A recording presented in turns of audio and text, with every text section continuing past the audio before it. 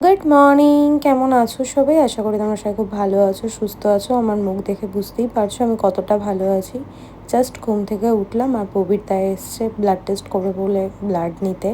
বাড়ির সবাই ভালো আছে, আমার শরীরটা কদিন ধরে খারাপ, তাই জন্য অতনু বললো টেস্টগুলো করে নাও। অ্যাকচুয়ালি ও যেহেতু মেডিসিন লাইনে অনেক বছর ধরে রয়েছে, তাই ও বললো আগে তুমি টেস্টগুলো করে নাও, তারপর যদি কিছু খারাপ ভালো কিছুই হয় তারপর তুমি ডক্টরকে একবার দেখিয়ে নেবে।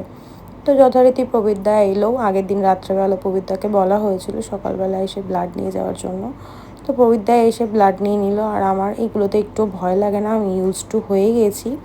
কারণ সিনটি হওয়ার আগে থেকে আমার এইগুলোর অভ্যাস আছে। আমার মাঝে মধ্যেই যেহেতু শ্বাসকষ্টর প্রবলেম রয়েছে, আমার এরকম হয়, আমাকে হসপিটালাইজড হতে হয়, আমার চ্যানেল করে, এগুলোর অভ্যাস আছে। যাই হোক, ব্লাড নিয়ে নিয়েছে। তারপর দেখো সিনটি রেডি হচ্ছে, একা একাই রেডি হচ্ছে। আজকে ওর ক্লাস আছে। আজকে ব্রেকফাস্ট বলতে শুধু বিস্কিট খেয়েই চলে গেছে, কোনো কিছু খায়নি। বললো মামা আমি এসে একসাথে ব্রেকফাস্ট করবো। আমি বললাম ঠিক আছে। তো অন্যান্য দিন জানো তো ব্লাড নিয়ে গেলে পরে আর ব্যথা করে না। আজকে না আমার হঠাৎ হাতটা একটু ব্যথা করছিল। আর ঘরের টুকটাক কাজও আমি কমপ্লিট করে নিয়েছি। মালাদিও এসে আমার কাজকর্ম এগিয়ে দিয়ে গেছে। আর বেলায় আসবেন, আজকে তাড়াতাড়ি করে দিয়ে গেছে। ব্লিঙ্কিট থেকে অর্ডার করেছিলাম, দাঁড়াও দেখাচ্ছি কি অর্ডার করেছি। শখের জিনিস, আমার কাজলটা শেষ হয়ে গেছিলো, সেটা অর্ডার করেছি। কাজলটা অর্ডার করতে গিয়ে দেখলাম অনেক টাকা ডেলিভারি চার্জ, তাই দুটো নেল পলিশও অর্ডার করেছিলাম। কালারটা আমার কাছে একটু আনকমন লাগলো। আর এই যে ল্যাকমি নেল পলিশটা, এটা কিনে আমি বেকার বেকার বেকার পয়সা নষ্ট করেছি, কারণ আমি এত লাইট কালার পরি না। কি কুক্ষণে যে কিনতে গেলাম।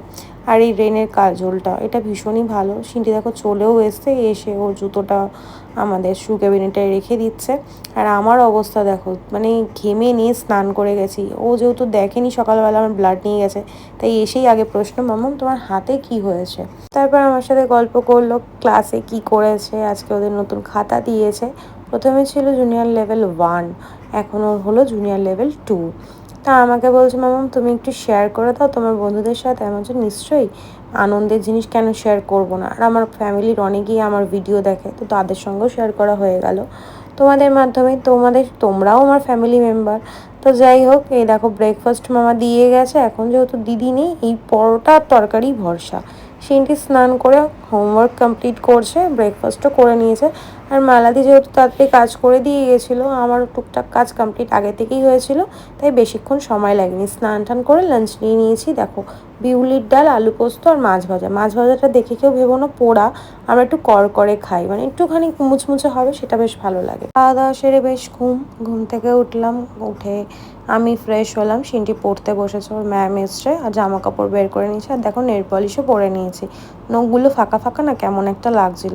আমি একদম রেডি হয়ে গেছি। আজকে একদম মেকআপ করিনি, মুখটা ফেস ওয়াশ করে মিস্ট অ্যাপ্লাই করে বেরিয়ে গেছি। যেহেতু স্কিনের ডাক্তারের কাছে যাবো, ওই জন্য আর মেকআপ করিনি। টুসি দিয়ে এসেছিলো, আমরা গল্প করতে করতে চলে আসলাম চেম্বারে। তার আগে গেছিলাম মায়ের সঙ্গে একটু কসমেটিক্সের দোকানে, ওখান থেকে টুকটাক জিনিস কিনলাম।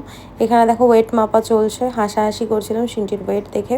তারপর মা কিনে দিল সিনটিকে একটা পেন্সিল বক্স। আমি ডক্টর দেখিয়ে চলে আসলাম ওপরে। এখন এখানে একটুখানি গল্প করব, আড্ডা দেবো। আর মা দেখো কত টাকা পয়সা গুনছে, বিশাল বড়লোক।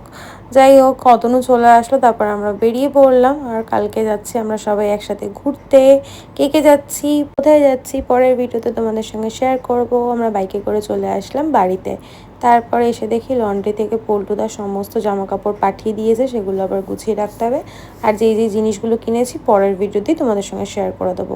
এই ভিডিওতে শেয়ার করলে ভিডিও অনেক লেন্দি হয়ে যাবে, ভালো লাগবে না তোমাদের, দেখতে বোর হয়ে যাবে।